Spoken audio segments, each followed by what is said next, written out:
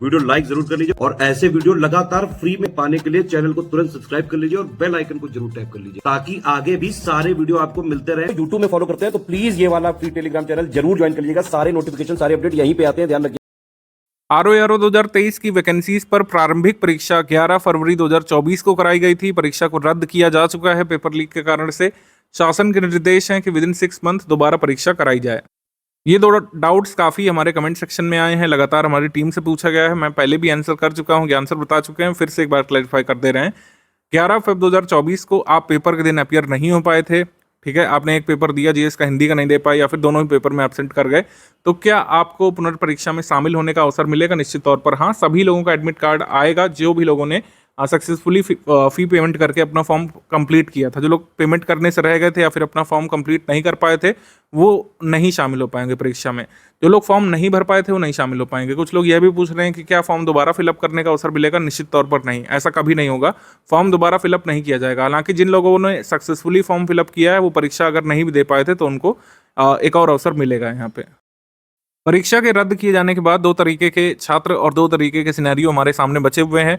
कई सारे छात्र काफ़ी निराश थे इस फैसले से, लेकिन उन्हें होना नहीं चाहिए था लॉजिकली। कई सारे लोग कह रहे थे कि उनके काफ़ी अच्छे अटेम्प्ट्स हुए हैं और वो अब मेंस का पढ़ना चाहते हैं। काफ़ी दिन से वो लोग तैयारी कर रहे थे और काफ़ी अच्छे उन्होंने अटेम्प्ट भी करे थे क्वेश्चन, लेकिन पेपर जब लीक हो जाता है तो इन बातों को कोई महत्व यहाँ पर रह नहीं जाता, आपको समझना चाहिए। सेकंड तरीके के लोग हैं जो अच्छी तैयारी नहीं कर पाए थे। कई सारे लोग तो एब्सेंट भी इसमें कर गए थे, 33% लोग। कई सारे लोगों की अच्छी तैयारी नहीं थी, सिर्फ अपीयर कर गए थे इसमें, तो उनके लिए एक बून टाइप साबित हुआ है। सेकंड चांस आपको जिंदगी ने दिया है। आरओ का प्रीलिम्स जो है दोबारा आपको देने का अवसर मिलेगा, या फिर कुछ लोगों के लिए वो पहला ही प्रीलिम्स माना जा सकता है। तो आप पूरी तैयारी कर सकते हैं स्टडी फॉर सिविल सर्विस के साथ। जिन लोगों की प्रीलिम्स की पूरी तैयारी नहीं थी उनके लिए पेड बैच यहाँ पर शुरू किया गया है 21 मार्च 2024 से। इससे जोड़ करके आप आरओ के प्रीलिम्स पुनर्परीक्षा की पूरी तैयारी इसमें कर सकते हैं, जैसे प्रीलिम्स परीक्षा की हमने कराई थी जो पेपर कैंसिल हुआ उसके लिए।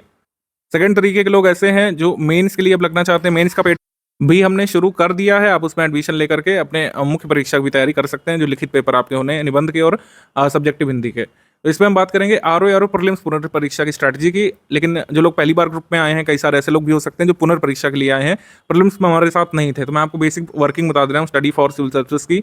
आपको 3 ग्रुप से बेसिकली जोड़ा गया होगा, यहाँ पर लिखा 2 के बारे में। थर्ड ग्रुप होता है पेड क्विज ग्रुप, उसमें कई सारे लोग होते हैं, कई सारे लोग केवल पेड क्विज का पार्ट बनते हैं। जो लोग मान लो हमारे फुल पेड ग्रुप के मेंबर होते हैं, फुल पेड ग्रुप के मेंबर्स जो है 3 ग्रुप में जोड़े जाते हैं। पहला ग्रुप होता है ओनली स्टडी मटेरियल वाला ग्रुप।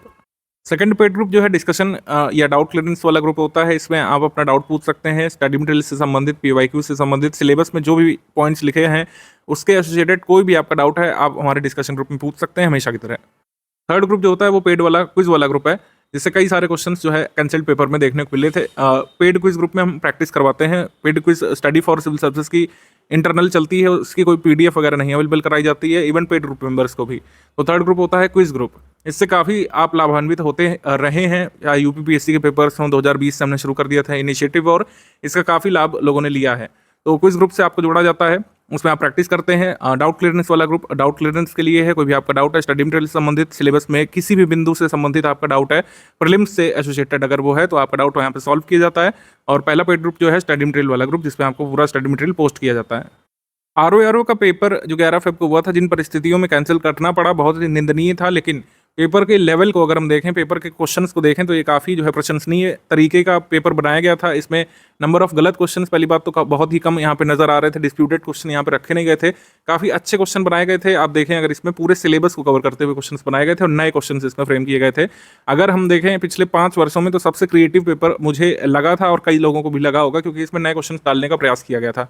इसी क्विज ग्रुप के बारे में आपसे बता रहा था कि क्विज ग्रुप से डायरेक्टली आपको क्वेश्चन देखने को मिल जाते हैं कई बार। तो पेपर ये हुआ था, इसके आंसर की तो नहीं रिलीज की गई है आयोग के द्वारा और आगे भी नहीं की जाएगी क्योंकि ये तो निरस्त ही हो गया है। लेकिन आप इसका लेवल देखिए, इसमें किस तरीके से क्वेश्चंस फ्रेम किए गए थे सिलेबस में से, ये काफ़ी जो है श्लाघ्य था। और इसमें आपको देखना चाहिए कि कैसे ट्रेंड बदल रहा है। नए क्वेश्चंस आयोग बना रहा है जो आपको इस चीज़ का चूरन फंकवाते रहे हैं हमेशा कि पीवाईक्यू आप पढ़ लीजिए पिछले 10 वर्षों के, आराम से कट ऑफ जीएस का निकाल लेंगे। वो चीज़ें आराम वाली नहीं फॉलो होंगी। सिलेबस को कवर करना पड़ेगा, सिर्फ सिलेबस के पीवाईक्यू को कवर करके कुछ नहीं होगा। पीवाईक्यू से आपके कितने प्रश्न आए थे, उंगली पर गिने जा सकते हैं। ऑक्सलेट वाला क्वेश्चन हो गया जो सेंसस में पूछा गया था, अर्बन परसेंटेज वो कितना है, 4-5 से ज़्यादा क्वेश्चन आप नहीं निकाल सकते थे। बाकी सारे क्वेश्चन नए बनाए गए थे, फ्रेश फ्रेम किए गए थे। ऐसा नहीं पीवाईक्यू से उनमें हेल्प ना मिलती, लेकिन वो नए क्वेश्चंस थे, सिर्फ पीवाईक्यू का रेक्टिफिकेशन करने वाले उसको ना कर पाते, चाहे मैचिंग वाले क्वेश्चंस हो और जैसे आपने देखा असंसद रीजन वाले क्वेश्चन की संख्या बढ़ती जा रही है। नॉर्मल जो करंट अफेयर है वो वन लाइनर ना पूछ करके डिटेल बेस्ड पूछा जा रहा है। इसमें अच्छी खासी डिटेल आपको पता होनी चाहिए, चाहे वो वर्ड्स एंड ऑनर्स का क्वेश्चन हो, चाहे बुक्स एंड ऑथर वाला क्वेश्चन हो। एक क्वेश्चन में एक फैक्ट कुछ ही क्वेश्चन में पूछा गया था, अदरवाइज आप देखें कोई भी इवेंट है उसके संबंध में 2 स्टेटमेंट, 3 स्टेटमेंट या 4 स्टेटमेंट ऐसे पूछे गए थे। क्रोनोलॉजी में लगाने के वो काफ़ी सारे सवाल आए थे, इवन जो कई सारे क्रोनोलॉजी वाले सवाल थे जिसको देख करके लोग कंफ्यूज हुए थे। ऐसे ऑबिचुरी जो है क्रोनोलॉजी में पूछ ली गई थी।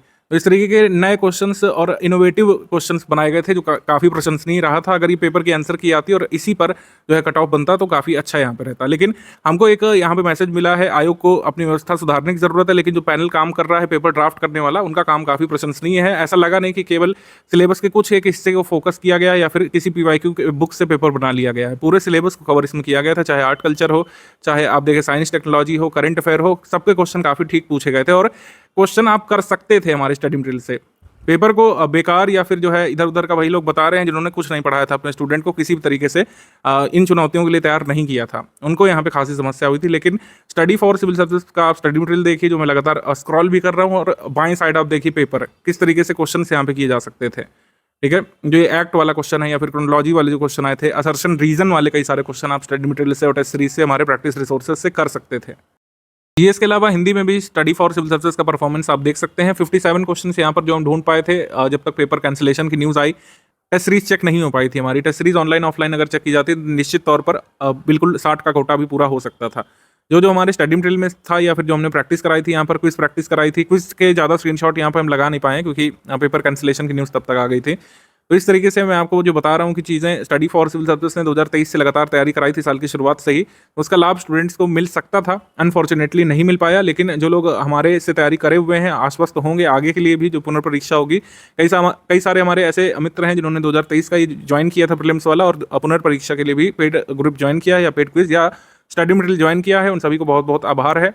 और जो लोग पहले नहीं ज्वाइन करे थे हमारे यहाँ पर आए, उनको भी मैं आश्वस्त कर दे रहा हूँ कि आपका जब पेपर होगा तो आपके स्टडी मटेरियल से भी इस तरीके के स्क्रीनशॉट निकलेंगे, तो आपको कह सकते हैं हर्ष का अनुभव होगा अगर आपने पेपर में अच्छा करके आए होंगे। और अगर अच्छे से नहीं पढ़े होंगे तो आपको दुख भी हो सकता है। तो आपको स्ट्रैटेजी फॉलो करनी है। ये पूरी स्ट्रैटेजी का आगे का हिस्सा इसी के बारे में है कि कैसे आपको तैयारी करनी है स्टडी फॉर सिविल सर्विस के स्टडी मटेरियल से। आरओ का पैटर्न अब तक सभी लोगों को पता चल चुका होगा। ब्रीफली इस पर मूव ऑन करेंगे। प्रारंभिक परीक्षा जो 11 फेब को हुई थी उसमें 2 पेपर हुए थे। सामान्य अध्ययन का हुआ था 140 मार्क्स वाला, 140 प्रश्नों वाला, 60 प्रश्नों वाला, 60 अंकों वाला पेपर हुआ था जिसमें 6 टॉपिक्स होते हैं। कुल मिलाकर 200 का ये हुआ था और 200 में से आपको कट ऑफ यहाँ पे निकालना पड़ता है मेंस तक जाने के लिए। और 1/3 यहाँ पे निगेटिव मार्किंग होती है। पोस्ट वाइज कैटेगरी वाइज यहाँ पे कट ऑफ आता है और कितने लोग मेंस लिखते हैं ये भी पहले से तय रहता है। जैसे नंबर ऑफ पोस्ट जो आई थी नोटिफिकेशन में 411 आई थी, उम्मीद है बढ़ गई होंगी कुछ पोस्ट, लेकिन 411 पर जो नोटिफिकेशन आया था उसमें आप देखें तो कितने लोग मेंस लिखने वाले, 15 गुना लोग ही आगे के स्टेज में जाएंगे। जो फाइनल स्टेज है 400 अंकों का जो मेंस होता है उसी से फाइनल मेरिट बनती है आरओ के लिए। तो प्रारंभिक परीक्षा जो है स्क्रीनिंग नेचर की है। मुख्य खेल तो आपका मुख्य परीक्षा में ही होगा। तो 411 × 15 जितना भी फिगर आएगा उतने ही लोग यहाँ पे मेंस लिखेंगे। इसी वजह से कट ऑफ निकालना बहुत जरूरी होता है। और जो किसी भी परीक्षा का पहला स्टेज जहाँ पर बहुत सारे लोग एलिमिनेट हो जाएंगे उसमें आपको सतर्कता से तैयारी करनी होती है। काफ़ी सारे लोग कर भी रहे थे। मैंने फिर बताया कि पेपर कैंसिल होने से स्टूडेंट्स को काफ़ी यहाँ पे कुछ ऐसे स्टूडेंट जिनको दुख हुआ था कि काफ़ी अच्छे नंबर वो स्कोर कर रहे थे। हमारी टीम को भी दुख हुआ था कि जहाँ पर हम लोग मेंस की बात कर रहे होते, मेंस की तैयारी यहाँ पर फुल फ्लेज्ड तरीके से कर रहे होते, यहाँ पर पुनर्परीक्षा की तैयारी यहाँ पे करानी पड़ रही है। खैर, आप फिर से कर सकते हैं। अगर आपने एक बार इस तरीके का पेपर लगभग सॉल्व कर लिया था, पेपर लीक ना होता तो आप आगे बढ़ गए होते, आप फिर से कर सकते हैं। आपको करंट अफेयर अपडेट करना है और अपने को फिर से ट्रैक पे लाना होगा। जितनी मेहनत आपने लगाई थी, जितना सैक्रिफाइस किया था, उसका एक हिस्सा आपको और यहाँ पे इन्वेस्ट करना पड़ेगा इसमें। 1/3 निगेटिव मार्किंग भी है, ये ध्यान रखना है। 1/3 निगेटिव मार्किंग जब भी होती है उसमें प्रैक्टिस का महत्व बहुत बढ़ जाता है। आपको अच्छे से प्रैक्टिस करना होता है पहले से, एग्जाम से पहले आपको कई सारे क्वेश्चंस की प्रैक्टिस इसलिए करनी होती है जिससे आप सही क्वेश्चंस तक पहुंचे, ओएमआर में लिखे हुए ऑप्शंस में कंफ्यूज ना हो, मतलब क्वेश्चन पेपर में लिखे हुए ऑप्शंस से कंफ्यूज होकर ओएमआर में गलत गोला ना भरे। तो ये चीज़ सिखाई नहीं जा सकती। ये कोई विद्या नहीं है, कोई मंत्र नहीं जो 1 मिनट में सिखा दूं कि 1/3 निगेटिव मार्किंग से कैसे बचें। इसका बस एक ही सोल्यूशन है, मैक्सिमम क्वेश्चन आप एग्जाम से पहले सॉल्व करिए। तो इसी वजह से paid quiz study for civil services अपनी कराता है। प्रारंभिक परीक्षा का और मुख्य परीक्षा का सिलेबस जो ऑलमोस्ट सेम है ऑब्जेक्टिव पेपर का। जैसे 60 मार्क्स का ये आपका हिंदी आता है, उसमें भी 60 मार्क्स का आता है क्वेश्चन, हालांकि उसमें 30 रह जाते हैं और पर्यायवाची वाला शब्द वाला टॉपिक उसमें हट जाता है, बस ये अंतर हो गया। और प्रारंभिक परीक्षा का जो सामान्य अध्ययन का सिलेबस है वो सेम टू सेम रहता है मुख्य परीक्षा का। उसमें 120 प्रश्न रह जाते हैं मुख्य परीक्षा में, प्रारंभिक में 140 होते हैं। तो ये है। और ज़्यादा मैं सिलेबस पर नहीं फोकस कर रहा हूँ क्योंकि हम पढ़ते पढ़ते बोर हो चुके हैं लिटरली। ये सब लिख करके दिया जाता है, लेकिन हमको लेटेस्ट कैसे क्वेश्चन आएंगे पता चलता है आयोग जो पेपर हाल में करा रहा है उससे। जैसे जो कैंसल्ड पेपर है इससे आपको अंदाजा पड़ा कि इसमें किस तरीके से प्रश्न आ रहे हैं। तो आइए चलिए एनालिसिस देख लेते हैं जो कैंसिल्ड पेपर है सबसे पहले उसका। जो पेपर रद्द हुआ है इसमें इतिहास के 18 सवाल इसमें पूछे गए थे, भूगोल के 25 प्रश्न इसमें पूछे गए थे, राज्य व्यवस्था के 10 प्रश्न इसमें पूछे गए, इकोनॉमी के 6, साइंस के 15, एनवायरनमेंट का एक ही प्रश्न इसमें आया था और रीजनिंग के 15 सवाल इसमें आए थे, करंट अफेयर के 18 सवाल आए थे, विविध के 12 प्रश्न, एग्रीकल्चर के 5 प्रश्न, यूपी जीके के 9 प्रश्न, उत्तर प्रदेश करंट अफेयर के 2 प्रश्न, आर्ट कल्चर के 4 प्रश्न इसमें देखे गए थे। तो सबसे ज़्यादा वेटेज आप इसका देख पा रहे हैं भूगोल का। इसका एक कारण है क्योंकि भूगोल से और वाणिज्य से जोड़ करके प्रश्न अगर पूछा गया तो भूगोल में भी आ सकता है, मिसलेनियस में भी आ सकता है। अगर हम देखें साइंस और कई बार ज्योग्राफी को मिला करके सवाल पूछते हैं तो जो ओवरलैपिंग पोर्शन है साइंस का, एनवायरनमेंट का, इवन व्यापार वाणिज्य का भी, जैसे आप किसान वाला क्वेश्चन देखिए कि भारत में टेक्नोलॉजिकल एडवांसमेंट की जरूरत है एग्रीकल्चर में, क्योंकि एग्रीकल्चर अभी भी टेक्नोलॉजी डिपेंडेंट नहीं है। जो हमारी कृषि है मानसून डिपेंडेंट है मोस्ट ऑफ द रीजन्स में पूरे भारत में। तो ऐसा जो असर्सन रीजन वाला सवाल पूछा गया, ठीक है, चाहे भारत की मृदाओं से संबंधित सवाल पूछा गया, तो कहीं ना कहीं ज्योग्राफी का वेटेज बढ़ा देता है, क्योंकि व्यापार वाणिज्य हो, विज्ञान हो, पर्यावरण हो और जो समसामयिकी भी कई बार भूगोल से लिंक होकर के इसमें आती है। तो भूगोल बहुत एक इंपॉर्टेंट टॉपिक होता है। भूगोल को बहुत होलिस्टिकली आपको कवर करना पड़ता है। भूगोल के कई सारे फीचर्स आपको इसमें, मतलब भूगोल का बहुत बड़ा हिस्सा इसमें कवर करना पड़ता है। भूगोल में केवल ऐसा नहीं कि फिजिकल ज्योग्राफी, इसमें इंडियन ज्योग्राफी भी है, ठीक है, फिजिकल ज्योग्राफी भी है, वर्ल्ड ज्योग्राफी भी है और इकोनॉमिक ज्योग्राफी भी है और ह्यूमन ज्योग्राफी भी है। जैसे वो मेगापोलिस वाला क्वेश्चन पूछा गया था, वो ह्यूमन ज्योग्राफी वाला टॉपिक है। तो कुल मिलाकर बात ये है कि स्टडी फॉर सिविल सर्विस जो स्टडी मटेरियल आपको देने वाला है उसी से ये सब कंप्लीट हो जाएगा। इसमें कोई अलग से आपको कुछ नहीं करना है। तभी सिलेबस एनालिसिस पर नहीं फोकस कर रहे हैं हम, क्योंकि जो भी आपको पढ़ना है वो तो आपको इस ग्रुप में स्टडी मटेरियल दिया जाएगा, उसी को पढ़ना है केवल। आई रिपीट, जो स्टडी मटेरियल इस ग्रुप में दिया जाएगा केवल और केवल उसी को आपको स्टडी करना है। इधर उधर की बुक्स में आप फंसने की जरूरत नहीं है। इधर उधर के मोटे मोटे वॉल्यूमनस बहुत ज़्यादा नंबर ऑफ पेजेस के PYQ कंपाइलेशन में फंसने की जरूरत नहीं है। तो जितना भी यहाँ पे लिखा हुआ है सब आपका स्टडी मटेरियल से कवर हो जाएगा। मैं आपको सिर्फ इसकी ग्लिम्स देना चाह रहा था कि किस तरीके से वेटेज यहाँ पे रहता है। मान लीजिए ज्योग्राफी का ज़्यादा था, ऐसा नहीं कि सेम टू सेम रहेगा, ज्योग्राफी का वेटेज तो रहेगा, ऐसा नहीं कि बहुत ही कम हो जाएगा। ऐसा हो सकता है कि 15 आ जाए, लेकिन जो 10 क्वेश्चन बढ़ेंगे वो कहाँ बढ़ सकते हैं, पॉलिटी में बढ़ सकते हैं 2 क्वेश्चन, साइंस में 2 बढ़ सकते हैं, पर्यावरण में हो सकता है कि 5 क्वेश्चन इस बार पूछ ले जाएँ। तो इस तरीके से पैटर्न यहाँ पे वेरी करता है। जैसे करंट अफेयर के 18 प्रश्न है, ऐसा हो सकता है 25 भी आ सकते हैं जो पेपर दोबारा होगा। तो ये वेरी करता रहता है। लेकिन आपको देखना है कि जो जैसे कुछ छोटे टॉपिक्स हैं, जैसे आर्ट कल्चर है, इसमें 4 ही 5 क्वेश्चन आएंगे, ऐसा हो सकता है नेक्स्ट टाइम 2 आए, ऐसा नहीं होगा कि इसमें 24 आने लगेंगे। बस इसलिए देखना होता है सिलेबस, माफ कीजिएगा, ये टॉपिक वाइज एनालिसिस। रीजनिंग के प्रश्न जो है 15 ही करीब आते हैं, कभी 16 आ जाते हैं किसी प्रीलिम्स में। मेंस एग्जाम जो होता है 120 प्रश्नों वाला, उसमें भी 12-13 करीब रहते हैं। तो रीजनिंग के लिए सिर्फ और सिर्फ प्रैक्टिस पर आपको फोकस करना है। जैसे आप देख रहे हैं कि जो इस बार भी क्वेश्चन आए थे, अच्छी प्रैक्टिस जिनकी थी उन्हीं के ज़्यादा क्वेश्चन निकल रहे थे, अदरवाइज आप ऑप्शन में कंफ्यूज हो सकते थे। 2 ऑप्शन में प्रैक्टिस यहाँ पर करना बहुत ज़रूरी है। और ग्रुप में भी ज़्यादातर चीज़ें उसमें प्रैक्टिस वाली दी गई हैं। फर्जी लंबे लंबे वीडियोस मैं नहीं रिकमेंड करूँगा किसी के देखने के। कोई व्यक्ति आपकी स्क्रीन पर सॉल्व कर रहा है, उसको उसका लाभ आपको कई बार नहीं मिलता है। आप 1-2 बार कॉन्सेप्ट उससे समझ लीजिए, लेकिन लगातार प्रैक्टिस खुद करिए। हमने भी अपने ग्रुप में ज़्यादातर प्रैक्टिस मटेरियल दिया है रीजनिंग का, और यही वर्क करेगा आपके लिए। PYQ सबसे पहले सॉल्व कर लीजिए जो ग्रुप में दिए गए हैं रीजनिंग के, और ये जो कैंसिल्ड पेपर है इसके क्वेश्चन सॉल्व कर लीजिए, और आगे जो क्वेश्चन दिए जाएंगे टेस्ट सीरीज में वो सॉल्व कर लीजिए। यही सफिशिएंट होगा रीजनिंग के लिए। बाकी अदर भी ईयर्स के हमने कंपाइल करे हुए हैं। 2021 का जो RO का प्रीलिम्स एग्जाम हुआ था 5 दिसंबर 2021 को हुआ था, तो उसमें भी इस तरीके का था। 21 प्रश्न यहाँ पर हिस्ट्री से आए थे, भूगोल के 14 रह गए थे। इस पर जनसंख्या और नगरीकरण को हमने जो है भूगोल में डाल दिए थे। राज्यव्यवस्था के 7 प्रश्न, अर्थव्यवस्था के 7, विज्ञान के 11 प्रश्न, पर्यावरण के 4 प्रश्न, यूपी जी के यूपी करंट अफेयर से 13 प्रश्न। इस पर भी देखिए यूपी जी के यूपी करंट से कितने क्वेश्चन आ रहे हैं। 9 क्वेश्चन यहाँ पे यूपी जी के से थे, 2 क्वेश्चन यूपी करंट से थे, तो 11 प्रश्न इसमें थे। तो यूपी का अच्छा खासा वेटेज इसमें रहता है। UPPSC का जो प्रीलिम्स एग्जाम है उसमें यूपी का वेटेज इतना नहीं रहता है जितना RO के प्रीलिम्स में रहता है। बात कर ले रहे हैं 140 प्रश्नों का जो GS का पेपर है, 60 प्रश्नों का जो हिंदी का पेपर है, उसमें हमको टारगेट कितना लेकर के चलना है। टारगेट कट ऑफ से डिटरमाइन होता है। 2013-2014 का मैं नहीं रिकमेंड करूंगा, क्योंकि तब नेगेटिव मार्किंग नहीं थी, पेपर भी काफ़ी ईजी को आते थे, RO के इतने टफ नहीं आते थे। 2017 में 122 कट ऑफ इसमें गया था। ये मैक्सिमम कट ऑफ है, ध्यान रखिएगा। UR का कट ऑफ मैं आपको बता रहा हूँ। अलग अलग कैटेगरीज का तो अलग अलग तरीके से कम ही रहेगा, अलग अलग पोस्ट का। जैसे कुछ स्पेशलाइज्ड पोस्ट होती हैं, RO हिंदी हो गया या अकाउंट्स का हो गया, उस पर कट ऑफ कम रहता है। मैं यहाँ पे मैक्सिमम कट ऑफ की बात करूंगा, जिससे आप टारगेट मैक्सिमम ही सेट करें शुरू में।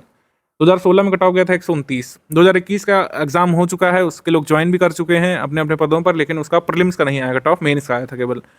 मेरी रिक्वेस्ट है कमीशन से, खैर मुझे नहीं लगता कि वो वीडियो देख रहे होंगे, लेकिन कहीं पर भी आप अगर सुन रहे हो मुझे, कहीं से छात्रों की आवाज़ सुन पा रहे हो, कट ऑफ कृपया जारी करिए। 2021 वाला ही बहुत ज़रूरी है। प्रीलिम्स का कट ऑफ जरूर आयोग को जारी करना चाहिए। खैर, जिस तरीके का पेपर आया था जो कैंसिल हुआ 11 फेब को जो पेपर आया था, मेरा मानना है कि इस तरीके का कॉम्बिनेशन आपको पहले से लेकर के चलना है। हिंदी का जिस तरीके का पेपर आ रहा है पिछले 4-5 प्रीलिम्स से अगर देखें आरओ में, जो 60 नंबर वाला पेपर होता है उस पर काफ़ी इजी ही पूछा जा रहा है। जो आरओ का मेंस वाला ऑब्जेक्टिव हिंदी होता है उसमें कुछ कठिन स्तर के प्रश्न होते हैं। तो हिंदी में 55 से 56 नंबर आपको लाने का टारगेट जरूर रखना है। हर हाल में जो लोग इंग्लिश मीडियम के हैं जिनकी हिंदी कमजोर भी है, 50 से ऊपर तो आपको लाना ही लाना है, अदरवाइज आप पीछे रह जाएंगे या फिर जीएस में आपको बहुत अच्छा करना पड़ेगा। हिंदी का पेपर जो है इजी मॉडरेट लेवल का और जीएस का paper difficult to moderate level का पूछा जा रहा है। और ये बात आप मान के चलिए कि जीएस का पेपर जो है ना वो डिफिकल्ट लेवल का ही आएगा। किसी भी तरीके से खुद को भ्रम में नहीं रखिए किसी के कहने पर। जीएस का पेपर डिफिकल्ट लेवल का ही आता है और सिर्फ पीवाईक्यू से इसमें नहीं क्वेश्चन निकाले जा सकते हैं। आप मान के चलिए सिर्फ पीवाईक्यू से अगर आप प्रैक्टिस कर रहे हैं और पीवाईक्यू के भरोसे हैं तो 140 में ऐसा हो सकता है कि आप 20 प्रश्न भी सही ना निकाल पाएं। तो जीएस की अच्छी खासी तैयारी यहाँ पे करनी पड़ेगी। हिंदी भी आपको रिवाइज रखना है, तैयार रखना है, प्रैक्टिस भी इसकी करनी है, जिससे 55-56 आपका मेंटेन रहे। 55-56 आपको हिंदी में लाने ही लाने हैं। जीएस में मेरे हिसाब से जिस हिसाब से डिफिकल्ट पेपर बन रहा है, आपको 65 से 70 प्रश्न यहाँ पे सही निकालने का टारगेट रखना है नेगेटिव मार्किंग के बाद। आई रिपीट, 65 से 70 प्रश्न आपको चाहिए। अगर आपकी कैटेगरी लगती है तो मान के चलिए 60 प्रश्न आपको कम से कम इससे निकालने हैं। अगर आप एससी में हैं, महिला में आते हैं, मेरे हिसाब से 60-65 प्रश्न आपको हर हाल में 140 में से यहाँ पे निगेटिव के बाद निकालने चाहिए। तब आकर के कहीं ना कहीं जो हमारा जो नंबर हमको चाहिए वो है 120। डिफिकल्ट लेवल का जब पेपर बनता है तो 120 प्रश्न 125 प्रश्न में आपका यूआर का कट ऑफ अनरिजर्व्ड का यहाँ पे निकल सकता है। अगर आपकी कैटेगरी लगती है तो 115 प्लस भी यहाँ पे काफ़ी होंगे। तो 120 प्रश्नों का करीब हमको यहाँ पे सही निकालना है नेगेटिव मार्किंग के बाद। ये हिंदी मिला करके इतना यहाँ पे काफ़ी होगा। अगर ये एग्जाम कैंसिल्ड ना हुआ होता, अच्छी तरीके से सुचितापूर्ण तरीके से वाकई में परीक्षा कराई गई होती बिना नकल वगैरह के, तो 120 प्रश्न यहाँ पे सफिशिएंट होते। हमारी टीम का कैलकुलेशन था 120 प्रश्न यहाँ पर यूआर के लिए सफिशिएंट होते किसी भी पोस्ट के लिए, ठीक है। और अलग अलग पोस्ट का थोड़ा कम भी रह सकता था। तो ये हमारा कैलकुलेशन था। हमने तैयारी के दौरान आपको ये वाला टारगेट दिया था, ये लिखा भी हुआ है, जैसे 145 प्लस पहले लाए जा सकते थे जब पेपर उस तरह के बनते थे। पेपर अगर इस बार भी मान लीजिए पुनर्परीक्षा हो रही है, 11 फेब को जैसा पेपर हुआ था वैसा ना आया, थोड़ा सा इजी टाइप कर दिया, इजी क्वेश्चन ज़्यादा डाल दिए, तब जो है 140 भी हमको सोचना पड़ेगा। लेकिन जिस तरह का पेपर आ रहे हैं इस समय, जैसे 2021 का जो प्रीलिम्स हुआ था 5 दिसंबर को 2021 में, और ये जो पेपर हुआ 2024 में 11 फरवरी को, इसमें जिस हिसाब से जीएस का पेपर आया है, हिंदी की तो हम नहीं बात कर रहे हैं, हिंदी तो वैसा ही आया जैसे एक्सपेक्टेड था। 55-56 आपको हर हाल में लाने ही होते हैं। अगर आप बहुत अच्छे से करते हैं तो 58 भी ला सकते हैं। 1-2 क्वेश्चन बहुत डिस्प्यूटेड होते हैं आंसर की में। तो जीएस में आपको 65-70 प्रश्नों का यहाँ पे टारगेट रखना पड़ेगा। जीएस का डिफिकल्ट पेपर है, उसमें आपको इतने प्रश्नों का टारगेट रखना पड़ेगा। करीब आधे सवाल पूरे पेपर में जीएस वाले में आपको सही करने का टारगेट रखना ही पड़ेगा, और पेपर डिफिकल्ट लेवल का ही होगा। मोस्ट ऑफ द कह सकते हैं चांसेस हैं कि डिफिकल्ट लेवल का होगा। अगर पेपर का लेवल गिरता है तो कट ऑफ बढ़ेगा, ये सब मान के चलिए आप। हम बात कर ले रहे हैं कि ये कैसे होगा, कैसे ये जो टारगेट हमने सेट किया है 65 से 70 वाला और 55 से 60 वाला कैसे अचीव होगा। तो अचीव करना है आपको स्टडी मटेरियल को स्टडी करके। जैसे आपको प्रीलिम्स के उस वाले पेपर में से पहले भी हमने तैयार कराया था। जो लोग पुनर्परीक्षा के लिए आए, आपको बता दें कि जो study material study for civil service द्वारा दिया जाएगा, केवल वही आपको स्टडी करना है। मैं फिर से बता दे रहा हूँ, जीएस के जितने भी नोट्स आपको सब्जेक्ट वाइज दिए जा रहे हैं, मतलब मॉड्यूल वाइज दिए जा रहे हैं, शुरू में 100 डेज के मॉड्यूल फॉर्म में हमने इसको देना शुरू किया है, क्योंकि जीएस का जो पूरा स्टडी मटेरियल है ना, इसको अपडेट किया गया है। जो हमने स्टडी मटेरियल 11 फरवरी को हुए एग्जाम से पहले तैयार कराया था, उसमें अपडेट्स किए गए हैं। पेपर के पैटर्न को देखते हुए, ट्रेंड को देखते हुए हमने अपडेट इस पर किया है। अपडेट्स काफ़ी ज़रूरी वाले किए गए हैं, और आप पुराने नोट्स से जो लोग जुड़े हैं नए, वो मिला भी सकते हैं। इस पर अपडेट किए गए हैं, काफ़ी आमूलचूल परिवर्तन कई जगह पर किए गए हैं। ज्योग्राफी के नोट्स में, हिस्ट्री में, करंट अफेयर में भी हम करेंगे आगे। तो इस तरीके से ये कहने का मतलब है कि पुराना मटेरियल जिन लोगों के पास है वो कृपया करके नए मटेरियल से ही पढ़िए, भले ही ऑनलाइन पढ़िए। पुराने मटेरियल से अब नहीं पढ़िए आप लोग, जिन लोगों ने लिया था ग्रुप और दोबारा हमारे ग्रुप में आए हैं। कई सारे लोग ये सवाल पूछेंगे, तो मैं बता दूं कि मॉड्यूल में चीज़ें बदली गई हैं, और 100 मॉड्यूल पूरे होने के बाद जो सब्जेक्ट वाइज पीडीएफ आपको जो मिलेगी वो भी पुरानी पीडीएफ से बदली हुई होगी। इसमें चेंजेस किए गए हैं। इस हिसाब के क्वेश्चन कई सारे डिफिकल्ट वाले आए थे, उनको भी सही कराने का इस बार प्रयास किया गया है। मॉड्यूल में जो कंटेंट है उसमें चेंजेस किए गए हैं।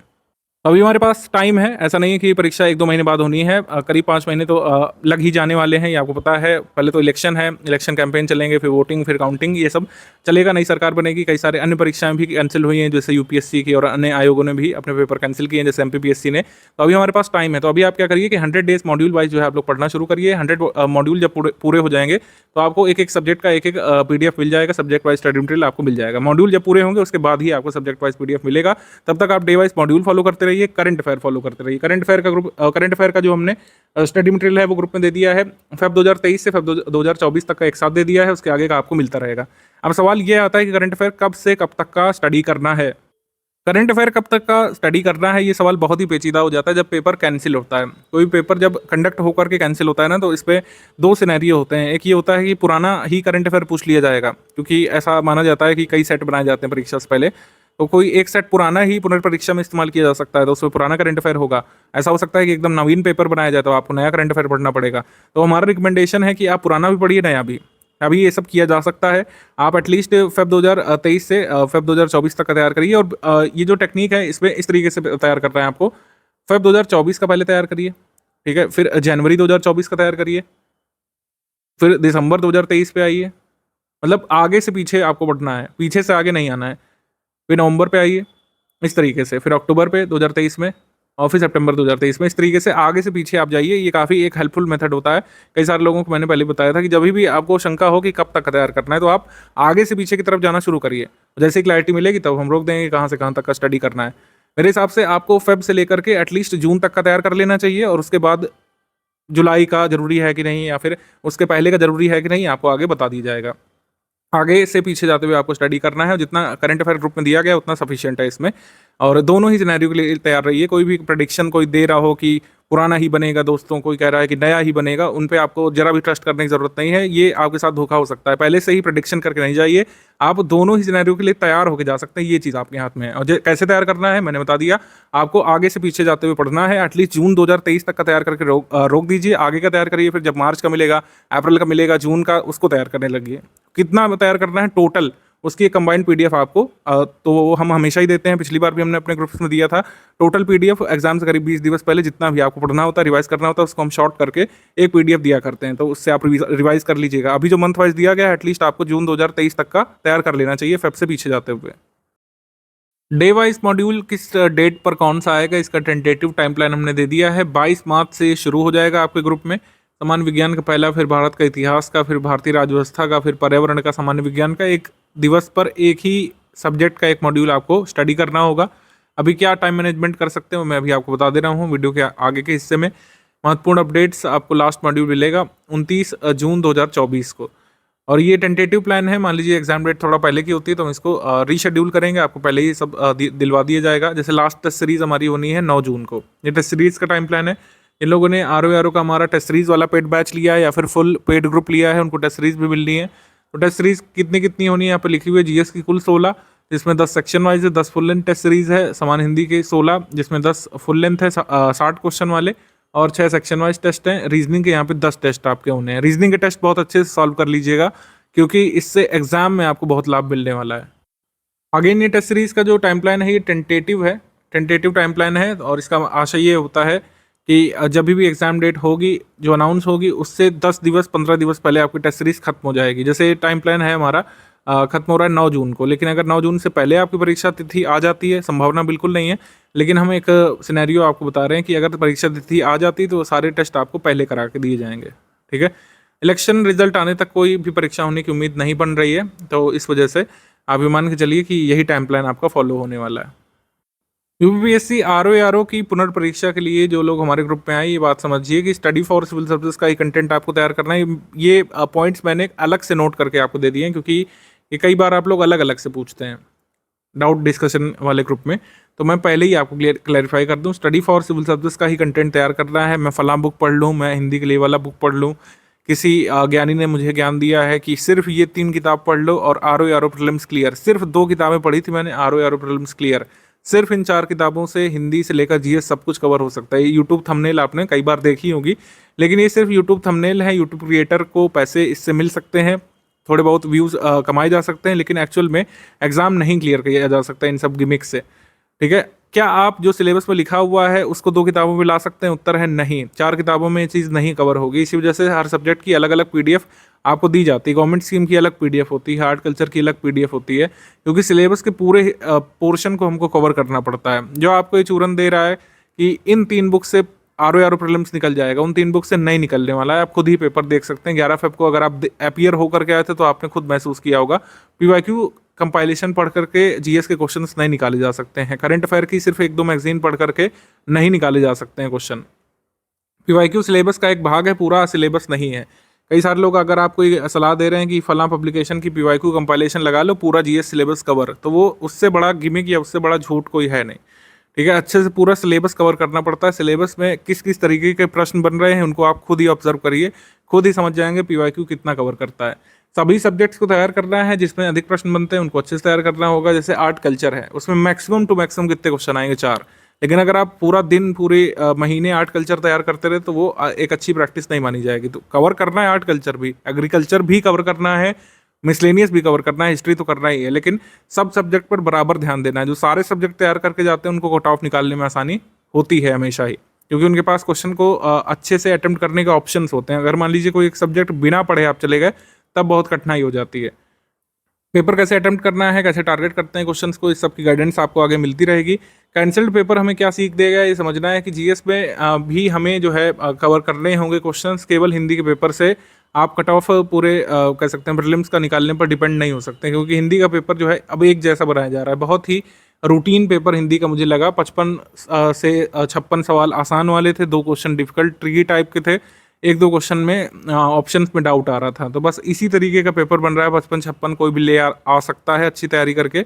मतलब एटलीस्ट हमारे फ्री वीडियो भी अगर कोई पढ़ लेगा और पेड क्विज हमारी सॉल्व कर लेगा तो अच्छे से आप 55-56-57 तक पहुंच सकते हैं। तो यहाँ पे जीएस जो है डिसाइडिंग फैक्टर अब हो जाता है। जीएस में जो पहुंचेगा 65-70 के बीच, वो कट ऑफ निकालना सुनिश्चित करेगा, क्योंकि जीएस में तो हर कोई हिंदी में माफ़ कीजिएगा, हर कोई कर ले रहा है। जीएस में आपको जो है जैसे मैंने टारगेट बताया 65 से 70 के बीच आपको पहुंचना है हर हाल में। यहाँ पे 80-85 लिख गया, लेकिन आप इसको ये मान के चलिए अगर डिफिकल्ट पेपर है तो 65 से 70 तक आपको पहुंचना है, और अगर इजी को पेपर आ गया तो 80-85 यहाँ पे पहुंचना ही है। कैंसल्ड पेपर से आपको समझना होगा कि GS paper moderate difficult level का आने की ज़्यादा उम्मीद रहेगी। अगेन अगर ये ईजी को आता है तो कट ऑफ बढ़ेगा, इस वजह से आपको इसमें 80-85 जाना होगा। डेली 6-7 घंटे यहाँ पे पढ़ने की आदत बनानी पड़ेगी। अभी चुनावी दंगल शुरू होने वाला है, आप इतना भी पॉलिटिक्स में नहीं डूब जाइए। आप अपना वोट जरूर दीजिए, मताधिकार का प्रयोग जरूर करिए, लेकिन वो इतना उसमें इन्वॉल्व होने की मेरे हिसाब से ज़रूरत नहीं है। आप अपनी पॉलिटिक्स में इन्वॉल्व होइए, आप अपनी पॉलिटी में इन्वॉल्व होइए। ठीक है, आप अपना करंट अफेयर पढ़िए, पॉलिटी पढ़िए, हिस्ट्री पढ़िए, यूपी जीके पढ़िए। इन सब में अगर आप पढ़ेंगे, क्योंकि पॉलिटिक्स तो उनका गेम है, पॉलिटिक्स में तो वो जीतेंगे ही, जिताएंगे आप, जिताना भी चाहिए। हम लोकतंत्र का हिस्सा है, हमको वोट देना है, लेकिन पॉलिटिक्स पे इतना डिस्कशन नहीं करने लगना है कि पढ़ाई पीछे रह जाए। तो डेली 6-7 घंटे मैंने लिखा है। अगर आप से नहीं हो पा रहा है अगले 6 महीने तक, शुरुआत में 1-2 महीने आप कम से कम 5 घंटे का शेड्यूल यहाँ पे बनाइए। 5 घंटे आपको आरओ के लिए स्पेसिफिकली देने ही पड़ेंगे, जिस हिसाब का पेपर आ रहा है। 5 घंटे अगर आप नहीं पढ़ेंगे तो आप जो है दूसरों से पीछे रह सकते हैं। अगर आप बहुत अच्छे से तैयार कर चुके थे प्रीलिम्स का, आउट ऑफ ट्रैक हो गए हैं, तो मेरे हिसाब से आपको 5-6 घंटे यहाँ पर स्टडी मटेरियल पढ़ना शुरू कर देना चाहिए। अगर आपने पूरा content study for civil services का एक बार परीक्षा से पहले पढ़ लिया और परीक्षा से पूर्व 2 बार रिवाइज कर लिया, कट ऑफ आप आराम से क्लियर कर सकते हैं। कट ऑफ मैंने कहा डिसाइडिंग फैक्टर अगेन जीएस है इस बार, और आगे भी। बाकी ग्रुप को लगातार फॉलो करते रहिए, आगे के संदेश आप सुनते रहिए। अगर आप हमारे पूर्व पेड ग्रुप में थे तो आपको पता है कि कई सारे अपडेट वगैरह हम साझा करते रहते हैं, जिससे कई बार एग्जाम में डायरेक्टली प्रश्न भी आ सकता है। कोई भी अपडेट है, कोई ज़रूरी चीज़ें डिस्कवर हुई हैं, या फिर सिलेबस में कोई जो चीज़ अभी तक हम पढ़ते हुए आ रहे थे उसमें आमूल-चूल परिवर्तन हुआ है, तो उसके बारे में अपडेट हम लोग देते हैं, और उसको करंट अफेयर जो मंथली वाला आपको मिलता है उसमें कवर भी करते रहते हैं। जो लोग पहली बार तैयारी कर रहे हैं, या फिर जिन लोगों ने तैयारी के अभाव में एग्ज़ाम स्किप किया था, ज़्यादातर लोग वो ये प्रश्न पूछते रहते हैं कि ये तथ्य कैसे तैयार होंगे, या फिर कई सारे लोग जो पहली बार आरओ का ये यूपीपीएससी से संबंधित पहली बार परीक्षा देने जा रहे हैं, वही पूछते रहते हैं ये तथ्य कैसे तैयार होंगे। तो मैंने हर बार आपको बताया है कि ये तथ्य जो है आपको लर्न नहीं करना है, सारा कुछ लर्न नहीं करना है। कई सारे लोग तो एकदम यही पूछते हैं सर क्या क्या लर्न करना होगा, आप एक लिस्ट बना के दे दीजिए, ठीक है, क्या क्या चीज़ लर्न करें। तो मैं हमेशा बोलता हूँ कि इस तरीके से तैयारी नहीं होती है, ना ही इस तरीके से तैयारी कराई जाती है। आपको तैयारी के लिए एक अच्छा कंटेंट चाहिए होता है जो study for civil service provide कर रहा है। आपको मॉड्यूल वाइज मिल रहा है, आगे सब्जेक्ट वाइज मिलेगा। मल्टीपल टाइम्स रिवीजन स्टूडेंट को करना पड़ता है। इसमें आपका हेल्प करता है हमारा प्रैक्टिस रिसोर्स। प्रैक्टिस रिसोर्स क्या है? टेस्ट सीरीज है जो अपडेट होकर के मिलेगी पूरी। ऐसा नहीं कि प्रीलिम्स वाली टेस्ट सीरीज जो कैंसिल्ड पेपर वाली थी उसी को चिपका देंगे, ये सब नहीं करता है हमारा इंस्टीट्यूट, कभी भी नहीं करता है, ना आगे कभी करेंगे। सब कुछ फ्रेश कंटेंट आपको यहाँ पे दिया जाएगा अगर आप हमारे री एग्जाम के पेड ग्रुप में आए हैं। प्रैक्टिस के लिए क्वेश्चंस भी जो क्विज वाले हैं एकदम रेलिवेंट वाले, और जैसा कैंसिल्ड पेपर में जो ट्रेंड देखा गया था उसी के हिसाब के क्विज क्वेश्चन यहाँ पे कराए जाएंगे। तो मल्टीपल रिवीजन और क्विज प्रैक्टिस करके आप अपना आधार मजबूत करते हैं और पेपर के लिए खुद को प्रिपेयर करते हैं।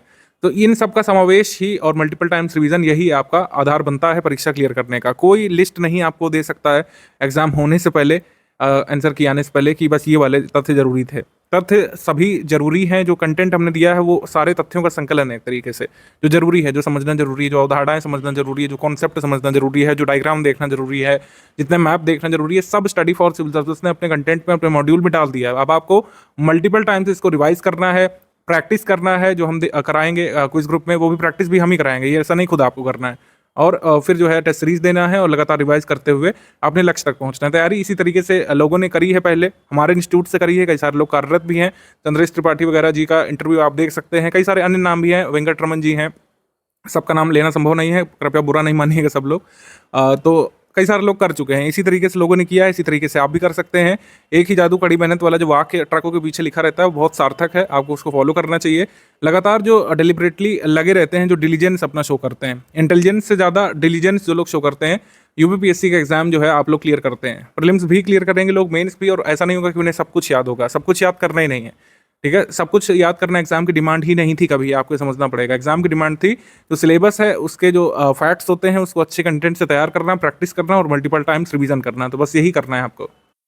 अब इसमें जैसे है, कई सारे लोग पूछते हैं कि ये इसकी कोई टेक्निक क्या है। इसकी टेक्निक ये है कि जैसे प्रीवियस ईयर क्वेश्चन आप पढ़ते हैं, प्रीवियस ईयर क्वेश्चन सिर्फ तथ्य रटने के लिए नहीं होते, प्रीवियस ईयर क्वेश्चन ये समझने के लिए होते हैं कि जो सिलेबस है पूरा, उससे क्या क्या किस तरीके से पूछा जाता है। जैसे वेन वाले क्वेश्चन आए थे कि नहीं आए थे कंसल्ट पेपर में, उसमें पूछा गया था साइमन कमीशन ने जो है कब दौरा किया था, 2 स्टेटमेंट साइमन कमीशन के बारे में थे। तो अगर आपको पता होता कि वो कब और कितनी बार भारत यात्रा पर आई थी साइमन कमीशन, किन किन क्षेत्रों की यात्रा की, जो ऑलरेडी हमारे नोट्स में गिवन था, अगर आपने पढ़ा होता सिर्फ, तो वाला क्वेश्चन आप निकाल सकते थे। उसके बारे में डिटेल बड़ी बड़ी पीवाईक्यू कंपाइलेशन भी नहीं गिवन है, ठीक है।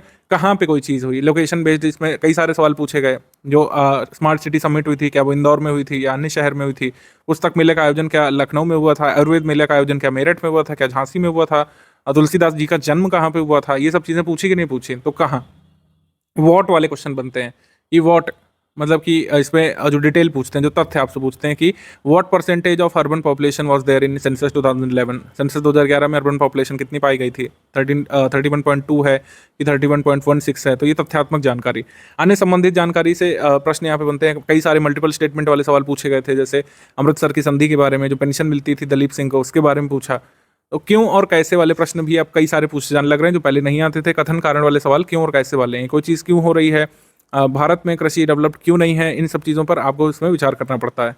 इनमें से कौन सा सही, इनमें से कौन सा सही सम्मिलित नहीं है, तो ये लिस्ट वाले सवाल होते हैं। इसमें काफ़ी इन्फॉर्मेशन आपको लर्न करनी पड़ती है। रट्टाफिकेशन थोड़ा सा लिस्टिंग में करना पड़ेगा, लेकिन उसमें भी ऐसा नहीं कि बिल्कुल लिस्ट रटी होनी चाहिए। आपसे पूछेंगे कि पहली रो में जो तीसरा लिस्ट है उसमें क्या एंट्री है, इस तरीके से नहीं एग्जाम में आता। लिस्ट को आप अच्छी तरीके से मल्टीपल टाइम्स जब रिवाइज करेंगे और इसके क्वेश्चन करेंगे तो ये सब याद रहता है, जितना रहना जरूरी है, ठीक है। करंट अफेयर पूरा स्टडी फॉर सिविल सर्विस से आया था, इस बार भी आगे भी आएगा।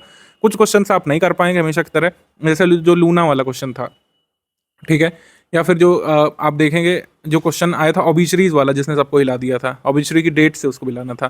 तो ऐसा नहीं करना कि ऑबिचरीज की डेट आप रटने लग गए, सारी ऑबिचरीज की डेट लर्न करना है, उससे क्वेश्चन आएगा ही नहीं मेंस एग्जाम में या फिर प्रीलिम्स एग्जाम जो दोबारा होना है उसमें। तो ये आपको एक मैसेज दिया जा रहा है कि ऑबिचरी जब पूछी जा सकती है, ऑबिचरी की क्रोनोलॉजी पूछी जा सकती है, तो आपको किस पे फोकस करना है, क्या ऑबिचरी पर करना है? नहीं, क्रोनोलॉजी पर करना है। हर चीज़ में क्रोनोलॉजी पूछी जा सकती है। एनवायरमेंट के जो एक्ट्स हैं उसमें क्रोनोलॉजी आ सकती है, हिस्ट्री में तो आती रही है क्रोनोलॉजी, करंट अफेयर में क्रोनोलॉजी आ सकती है, कौन किस पद पे कब अपॉइंट हुआ उसकी क्रोनोलॉजी आ सकती है। जैसे ज्योग्राफी में अगर आप देखें, ज्योग्राफी में जो कंट्री कैपिटल पूछे गए थे, अफ्रीकन कंट्रीज़ के कैपिटल जो पूछे गए थे, क्या आपको लगता है वो रैंडम आ गए थे? नहीं। जो कंपाला है या फिर जो और भी राजधानियाँ हैं उनमें मेजर इवेंट्स हुए थे, कई सारे कह सकते हैं कॉन्फ्रेंसेस हुई थी अफ्रीकन कंट्रीज़ के कैपिटल में, तो इस वजह से कंट्री कैपिटल में वो पूछने के लिए आया था। तो इस तरीके से आपको तैयार करना पड़ता है। ये है कुल मिलाकर जो ये डायग्राम मैंने बनाया है। विषय वस्तु यानी कंटेंट कोई भी हो सकता है कंटेंट, इसमें ज्योग्राफी आप रख लीजिए, हिस्ट्री रख लीजिए।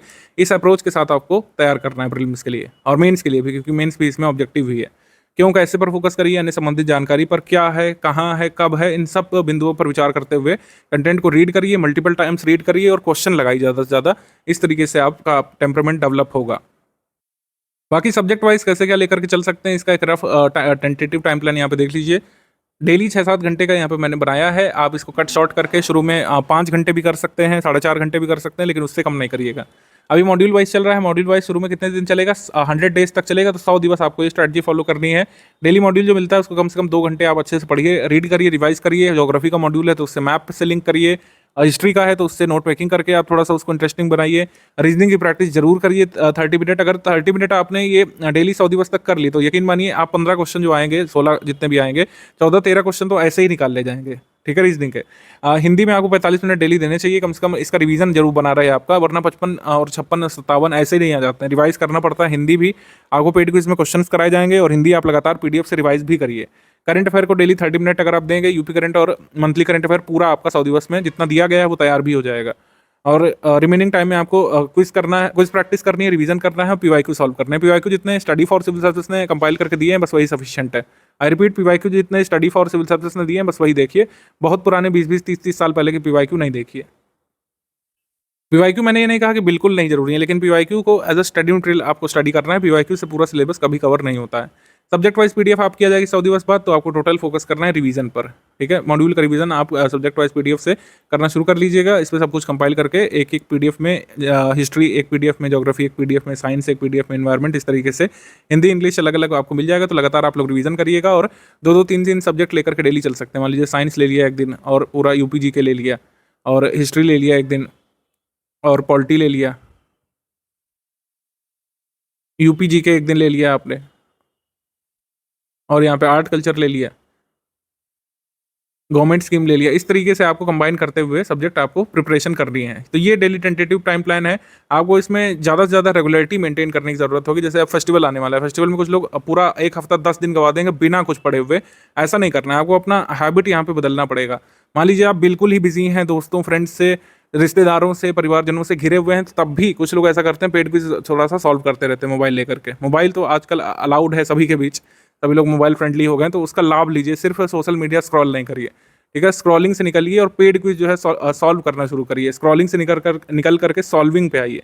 कम से कम पेड क्विज लगाई जा सकती है फेस्टिव सीजन में भी। इस तरीके से अपने टाइम को सेव करना सीखिए, टाइम को अच्छे से यूटिलाइज करना सीखिए, प्रोडक्टिव स्टडी पर फोकस करिए यहाँ पर। बाकी जो लोग फुल पेड ग्रुप के सदस्य हैं उनको डाउट क्लियरेंस का सपोर्ट दिया जाता है। डाउट क्लियरेंस का मतलब है कोई भी आपका डाउट है जो सिलेबस के कह सकते हैं कन्फाइंस में आता है, सिलेबस के भीतर आता है, सिलेबस के अंतर्गत आता है, तो आप बिल्कुल खुले तौर पर डिस्कशन उसका कर सकते हैं। कोई भी आप पिक भेज सकते हैं क्वेश्चन की। आपने कोई पीवाईक्यू पढ़ा, उसमें आपको नहीं समझ में आया, उत्तर गलत लग रहा है, उसको पूछ सकते हैं। हमारे स्टडी मटेरियल में से किसी लाइन में आपको डाउट है, आपको नहीं क्लियर हो रहा है, मान लीजिए आपको लगता है कि शारदा एक्ट का जो अधिनियम दिया हुआ है वो गलत दिया हुआ है, ठीक है, ऐसे क्वेश्चन आते रहते हैं। आपको लगता है कि ये स्कीम क्यों चलाई गई है, इसके बारे में आपको अधिक जानना है, तो आप हमारे ग्रुप में पूछ सकते हैं। एडमिन आपको रिस्पॉन्स करेंगे। आपका सवाल अगर आरओ प्रीलिम सिलेबस के एम्बिट में आता है तो निश्चित तौर पर उसका जवाब दिया जाएगा वहाँ पे। बाकी जो लोग डिस्कशन ग्रुप का पार्ट नहीं है वो इस नंबर की सहायता ले सकते हैं। ज्ञान सर का पर्सनल व्हाट्सएप नंबर है, तो इस पर टेक्स्ट मैसेज के माध्यम से ही बातचीत की जा सकती है। और केवल अगर आप पेड ग्रुप के मेंबर हैं और स्टडी मटेरियल में कोई समस्या फेस कर रहे हैं तो यहाँ पे बताइएगा, आपका डाउट यहाँ पे विदिन 24 आवर यहाँ पे सॉल्व किया जाएगा, ठीक है। और इसमें टाइम लिमिट हमारी 6 आवर के करीब होती है। जो लोग पेड ग्रुप में पूछते हैं कोई भी डाउट तो मैक्सिमम 6 आवर्स में उनका डाउट सॉल्व करके दिया जाता है। इतना वेट लंबा करना पड़ता नहीं है कई बार, लेकिन ये हमने टाइम लिमिट सेट कर रखी है किसी इमरजेंसी सिनेरियो के लिए। अगर आप दिन के समय पूछेंगे तो बिना कोई वेट करे आपको डाउट का जवाब जो है मिलता रहता है। तो इस तरीके से मैक्सिमम चीज़ें हमने क्लियर कर दी हैं स्ट्रैटेजी के बारे में। आप लोग को लगातार अब इसी स्ट्रैटेजी के हिसाब से पढ़ना शुरू कर लीजिए। वीडियो नंबर 2 एक बार जरूर देख लीजिएगा, उसमें बेसिक बातें बताई गई हैं कि पीडीएफ कैसे ओपन होगी, कैसे प्रिंट कर सकते हैं, ये सब वीडियो नंबर 2 में बताया गया। तो वीडियो नंबर 2 देखने के बाद आप लोग तुरंत ही डेली 6-7 आवर्स की स्टडी में जुट जाइए।